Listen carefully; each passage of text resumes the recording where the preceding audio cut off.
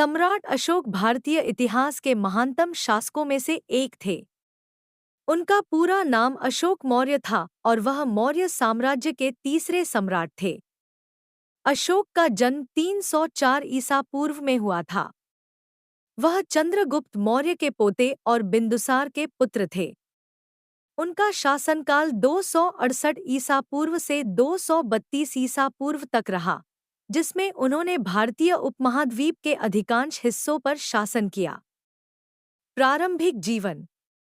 अशोक का जन्म पाटलिपुत्र, आधुनिक पटना, में हुआ था। उनकी माता का नाम सुभद्रंगी था।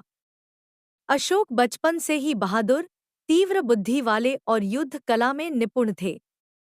उनके कई भाई बहन थे, लेकिन उनमें से सबसे अधिक प्रभावशाली और योग्य अशोक ही माने जाते थे। राज्यारोहण। जब बिंदुसार की मृत्यु हुई तो उनके उत्तराधिकारी के रूप में अशोक को गद्दी हासिल करने के लिए संघर्ष करना पड़ा।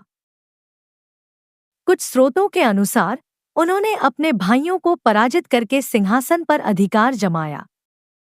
सिंहासन पर बैठने के बाद अशोक ने अपनी प्रजा का भली प्रकार से शासन किया और अपने साम्राज्य का विस्तार किया।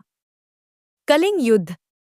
अशोक के जीवन का सबसे महत्वपूर्ण मोड़ 261 ईसा पूर्व में हुआ, जब उन्होंने कलिंग, वर्तमान ओडिशा, पर आक्रमण किया। यह युद्ध अत्यंत रक्तरंजित और विनाशकारी था। लाखों लोग मारे गए और अनगिनत लोग घायल हुए। युद्ध के बाद जब अशोक ने युद्ध के मैदान में भयानक दृश्य देखा तो उनका हृदय परिवर्तन हो गया। उन्होंने युद्ध और हिंसा से दूर होकर अहिंसा और धर्म का मार्ग अपनाने का संकल्प लिया। बौद्ध धर्म का अंगीकार। कलिंग युद्ध के बाद अशोक ने बौद्ध धर्म को अपनाया और जीवन भर इसके प्रचार प्रसार में लगे रहे।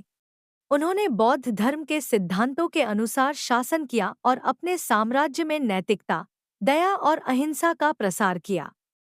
अशोक ने बौद्ध धर्म के प्रचार के लिए धम्म महापात्रों को विभिन्न देशों में भेजा। उनके शासनकाल में बौद्ध धर्म न केवल भारत बल्कि श्रीलंका, नेपाल, तिब्बत, चीन और अन्य एशियाई देशों में भी फैला। धम्म नीति और शिलालेख। अशोक ने अपने शासनकाल में धम्म नीति को लागू किया।